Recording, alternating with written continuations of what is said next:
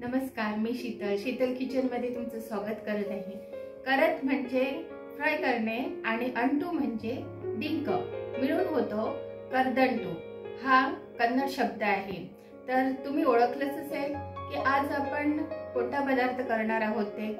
आज आपण करदंट हा पदार्थ करणार आहोत आणि हा पदार्थ कर्नाटकी आहे। चला तर आपण या पदार्थाची रेसिपी पाहूया।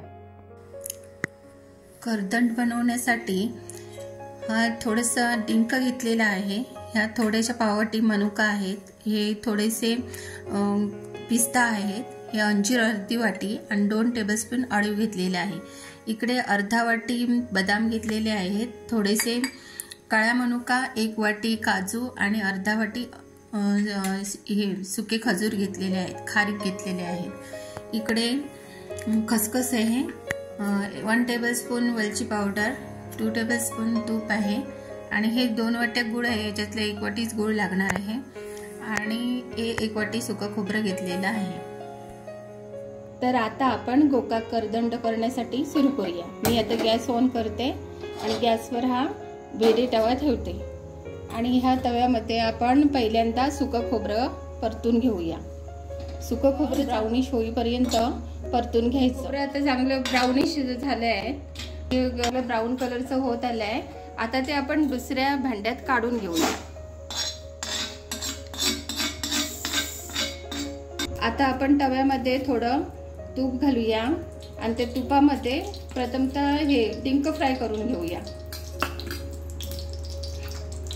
तूप चांगलं गरम होऊन वितळायला हवं आणि गॅस मंद आचेवर ठेवायचा, गॅस मोठा नाही करायचा। तूप वितळून आता चांगलं गरम झालेलं आहे, त्याच्यात आम्ही हे आता डिंक घालूया। डिंक सारखा हलवत राहायचा, नाहीतर तो असं एकमेकांना चिटकतो। चांगला हलवत राहायचा, चांगला असा हलवत राहायचा, चांगला भाजला जातो आणि भाजल्यावर दुसऱ्या भांड्यामध्ये काढून घ्यायचा। डिंक चांगला कुरकुरीत भाजायला हवा। आता आपण बेदाणे तुपात चांगले फ्राय करून घेऊया।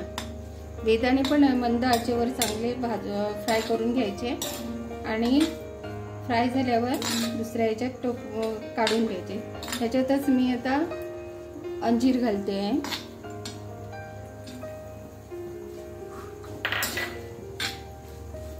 याच्यातच काळा मनुका पण घालते।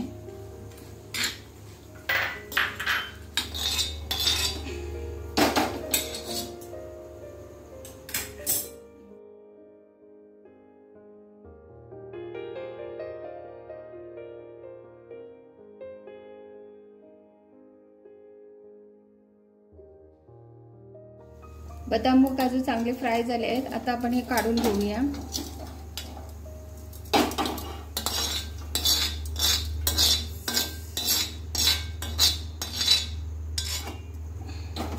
आता आपण याच्यात अळीव घालून थोडेसे मंद आचेवर फ्राय करून घेऊया। अळीव सोबत खसखसही घालते।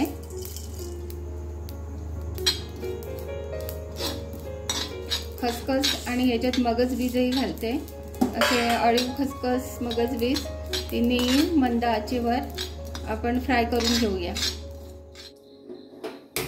गॅस ऑन करून मीडियम फ्लेमवर ठेवला आहे। हा टोप इथे ठेवायचा आणि त्याच्यामध्ये हे 1 वाटी गूळ घेतलेला आहे, हे 1 वाटी गूळ या टोपात घालायचं आणि ह्या टोपामध्येच अर्धा वाटी पाणी घालायचं आणि हे गूळ वितळेपर्यंत आपण ह्याला चांगलं असं ढवळत राहूया। गूळ वितळल्यानंतर त्याला चांगला एक उकळी आल्यानंतर सर्व सारण या टोपामध्ये घालायचं।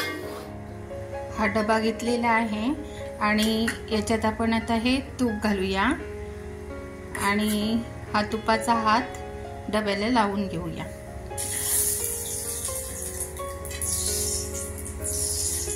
तूप चांगलं असं डब्याला पूर्णपणे लावून घ्यायचं, कारण जे सगळे ड्रायफ्रुट्स असतात ते आपण ह्या डब्यात घालणार आहोत। सर्व ड्रायफ्रुट्स तुपात चांगले भाजून घेतलेले आहेत. याच्यात आपण ही वेलची पावडरही घालूया. ती या ड्रायफ्रूट्समध्ये चांगली मिक्स करून घेऊया. आणि हे इथे आता गूळ उकळलेलं आहे, याच्यात आपण हे सर्व ड्रायफ्रूट्स घालूया. गुळाच्या पाकामध्ये ड्रायफ्रूट्स घातलेले आहेत. आता आपण चांगले हे मिक्स करून घेऊया. आता हे सगळे ड्रायफ्रूट्स चांगले मिक्स करून झालेले आहेत. चांगल्या गुळाच्या पाकामध्ये हे मिक्स करून झालेले आहेत. हे आपण सारण, हा तुपाचा हात लावलेला डबा आहे, त्या डब्यामध्ये घालूया. आपलं सारण आता तुपाचा हात लावलेल्या डब्यात घालून झालेलं आहे आणि ते चांगलं सेट करून झालेलं आहे. ह्याला आपण दोन तास ठेवूया आणि नंतर हे थंड झाल्यावर आपण काढू. 2 तास होऊन गेले आणि हा करदंट आता आपण ह्या प्लेटमध्ये काढून घेऊया. हा पहा, आपला करदंट तयार झालेला आहे. खूप छान असा करदंट तयार झालेला आहे. योग्य प्रमाणात प्रमाण घेतल्यामुळे खूप छान असा करदंट तयार झालेला आहे.